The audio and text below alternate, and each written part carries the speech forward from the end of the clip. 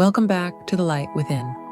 Today's message is titled Faith Over Fear, Living Boldly in God's Promises. Let's be honest, fear is something we all face.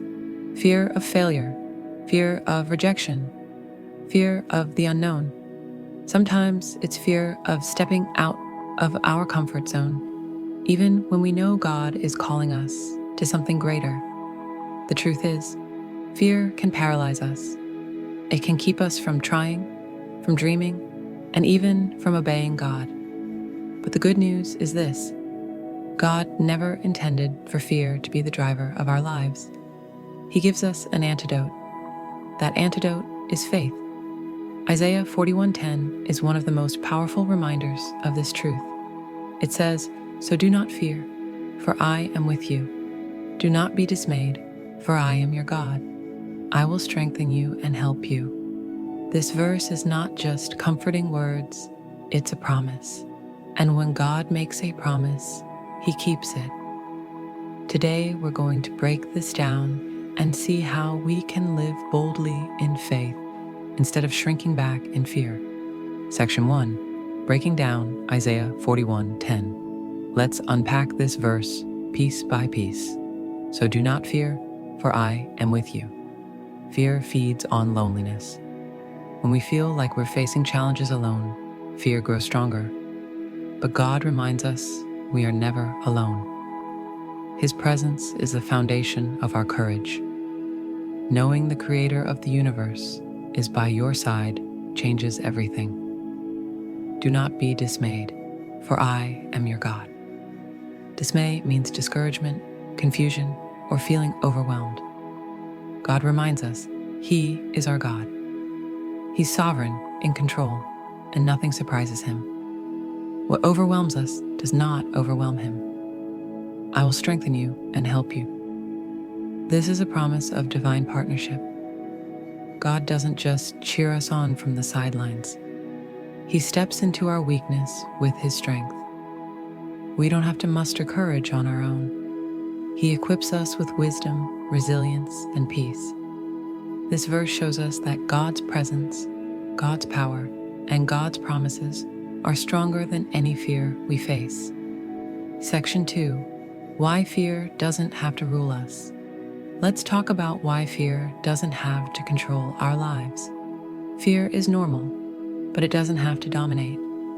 Even biblical heroes like Moses, Gideon, and David experienced fear.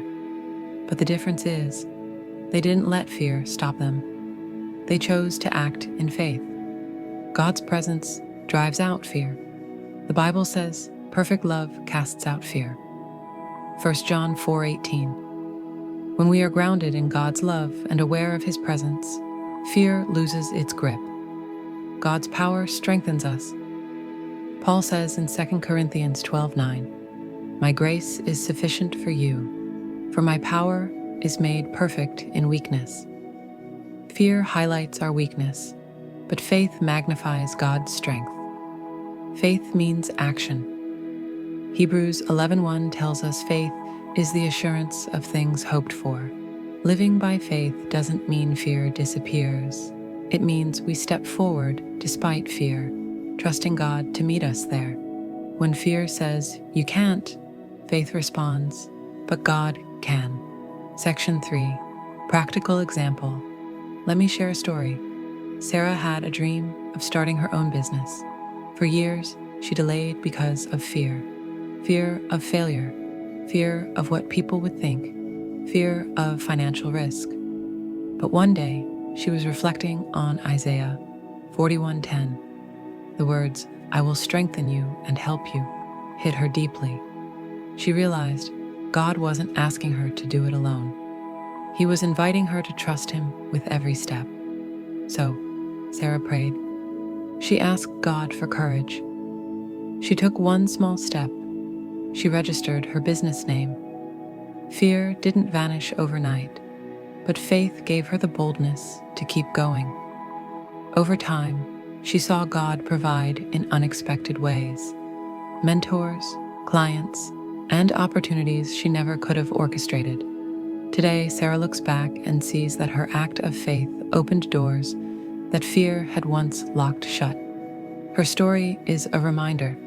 Faith doesn't eliminate fear, it moves us forward in spite of it. Section 4. Step-by-step guide. So how do we live this out? Let me give you a simple, practical framework.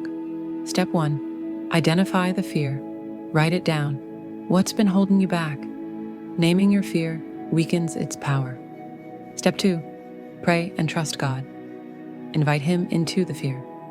Pray over it. Hand it over to the one who has control over all things. Step 3. Take the first step. Fear shrinks when faith moves. Make that phone call. Apply for that opportunity. Start that conversation. Even small steps activate courage. Step 4. Reflect on God's faithfulness. Keep a journal of how God shows up. When fear rises again, and it will, you'll have proof that God has been faithful before, and He will be faithful again. This is how we train our hearts to live in faith rather than fear. Conclusion. Fear will always try to creep back into our lives, but it doesn't have to control us. Isaiah 41:10 is God's promise to you.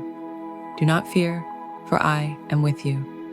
Do not be dismayed, for I am your God. I will strengthen you and help you.